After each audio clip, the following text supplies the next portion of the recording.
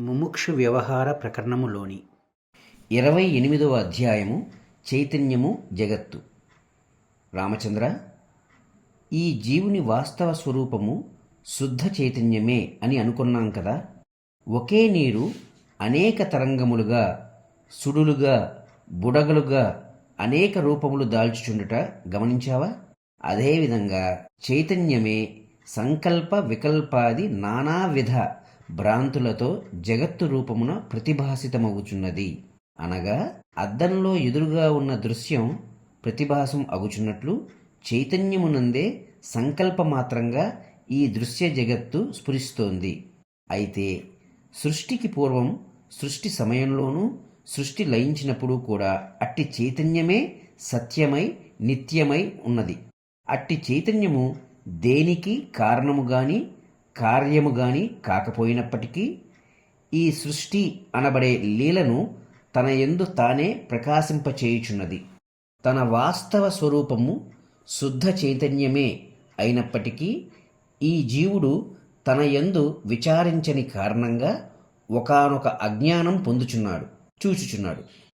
అట్టి అజ్ఞానం స్వయంగా అసత్యమే అయినప్పటికీ అది జగత్తు రూపముగా సత్యము వలె అనుభవమవుచున్నది. అవిచారముతో కూడిన ఆత్మ ప్రకృతి అనబడే దృశ్య భావన యందు ప్రవేశించి ఈ జగత్తును సత్యమైన దాని వలె స్ఫురింపచేస్తోంది. చైతన్య రూపుడగు ఈ జీవుడు ఒకానొకప్పుడు ఈ దృశ్య విషయమై కొంత విచారణశీలుడగుచున్నాడు. ఈ దృశ్య వ్యవహారమంతా నాకు ఎక్కడి నుండి ప్రాప్తిస్తోంది, ఎట్లా ప్రాప్తిస్తోంది, ఇంతకీ నేనెవరు అను ప్రశ్నలకు వస్తున్నాడు. అప్పుడు కొంత ప్రయత్నశీలుడై విచారించి చూచి అంతా గ్రహించిన వాడై జగద్భావమును త్యజించి వేస్తున్నాడు. పరమ మహత్ రూపమున ప్రకాశించుచున్నాడు. అయితే ఒక ముఖ్యమైన విషయం, జలములో కెరటం ఉన్నా లేకున్నా జలము జలమే కదా. అదేవిధంగా ఈ జీవుడు విచారించకపోవుటచే జగద్భావము కలిగి ఉండి ఉండవచ్చు, లేదా సర్వ సంకుచిత భావములను త్యజించి వేసి ఆత్మానందములో తేలియాడవచ్చు. అనగా జ్ఞానముచే అజ్ఞానము త్యజించిన వాడై విచారణపూర్వకముగు అఖండత్వమును వహించి ఉండవచ్చు.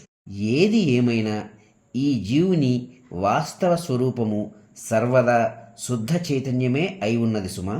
అందుచేత ఈ జగత్తునందు చైతన్యమే వ్యాహ్యాలి చేయుచున్నది. అదియే భావనాపూర్వకంగా ఈ జగత్తును ఉత్పత్తి చేయుచు స్థితింపజేసి చివరకు లయింపచేస్తోంది. అది సర్వ జగత్తునకు అతీతమైనట్టి తన విలక్షణత్వమును ఏ క్షణమునందును కోల్పోవుచుండటలేదు, దేనిని పొందుటలేదు, కోల్పోవటలేదు, తాను జన్మించటలేదు, క్షయించటలేదు. ఇందుకు దృష్టాంతం ఒకటి చెప్తాను విను. నీవు ఒకానొక భావన పొందావనుకో, అప్పుడు నేను రాముడను అనే స్ఫురణను కొంచెం మరిచి ఆ భావావేశంలో తాదాత్మ్యము చెందవచ్చునేమో. కానీ నీవు రాముడివి కానిదెప్పుడు? ఆ భావము జనించునప్పుడు, ప్రభావితమగునప్పుడు, తొలగునప్పుడు నీవు అట్లే ఉన్నావు కదా. జీవునికి ప్రాప్తించుచున్న ఈ సృష్టి స్థితి లయములు కూడా అట్టివే.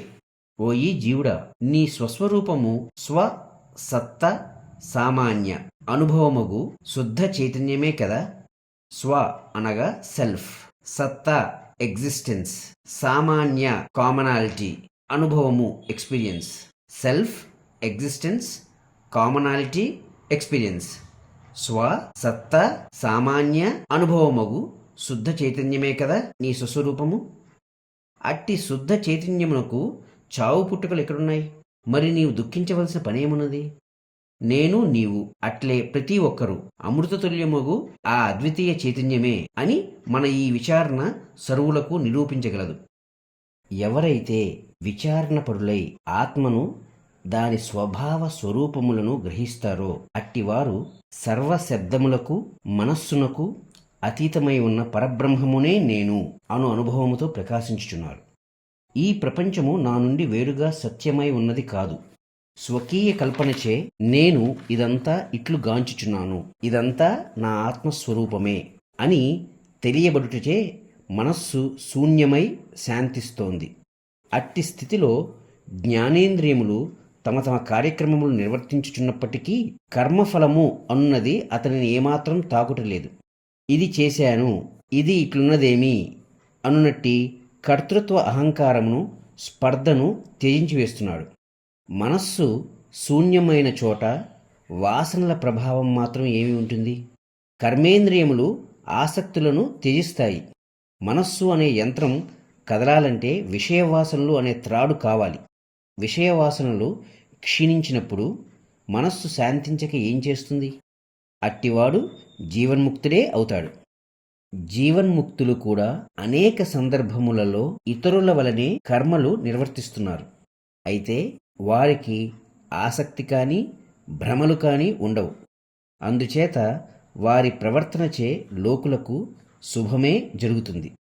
ఎవనికి దేని పట్ల ఏమాత్రం ఆసక్తి ఉండదో అట్టివాడు ఆ కర్మ విషయంలో అకర్మపరుడు అనియే చెప్పబడుచున్నాడు.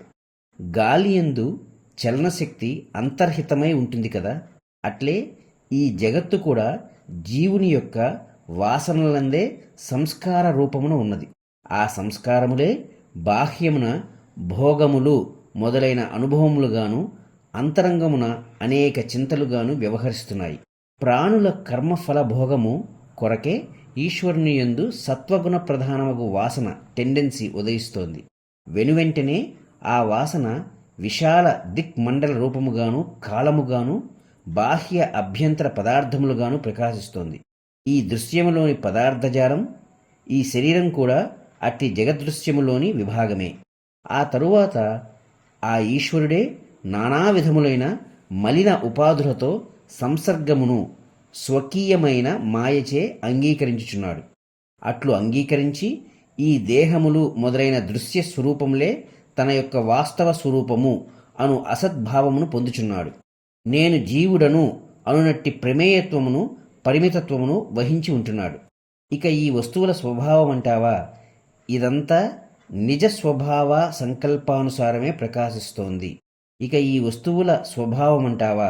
ఇదంతా తన యొక్క స్వభావ సంకల్పానుసారమే ప్రకాశించుచున్నది.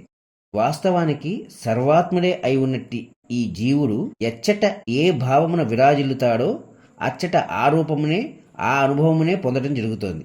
సర్వదర్శియగు ఆ పరమాత్మ సర్వరూపములందు వెలయువాడే కదా. అతడు జీవభావమును పొందిన ఈశ్వరుడు.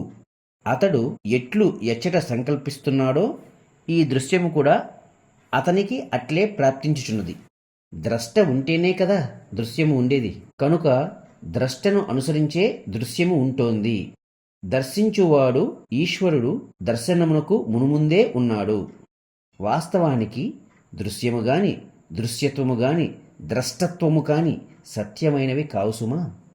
ఈ జగత్తులోని పదార్థజాలమంతా సంకల్పమాత్రం చేతనే, స్వకీయ భావన చేతనే అనుభూతమవుచున్నది. అందుచేతనే ఈ జగత్తు మిథ్యా అని చెప్పబడుతోంది. సత్యరూపము, సర్వుల వాస్తవ స్వరూపము అయిన బ్రహ్మము సర్వదా కారణరహితమే అయి ఉన్నది. ప్రత్యక్ష అనుమానముల ద్వారా విచారించినప్పుడు ఆ అద్వితీయ బ్రహ్మమే సర్వుల వాస్తవ స్వరూపంగా సిద్ధించుచున్నది. ఏదైనా గ్రహించాలంటే మీమాంస శాస్త్రమందు 2 మార్గములు చెప్పబడుచున్నాయి. ఒకటి ప్రత్యక్షము, 2 అనుమానము. ప్రత్యక్షము, whatever evidence that can be seen, felt etcetera physically here and now. This is used to ascertain truth. అనుమానము, something that is logically filtered out basing on circumstances and situations. As this is like this, that must have been like that. This kind of inference is అనుమానం. ప్రత్యక్షము, అనుమానము. ప్రత్యక్ష అనుమానముల ద్వారా విచారించినప్పుడు ఆ అద్వితీయ బ్రహ్మమే సర్వుల వాస్తవ స్వరూపంగా సిద్ధించుచున్నది.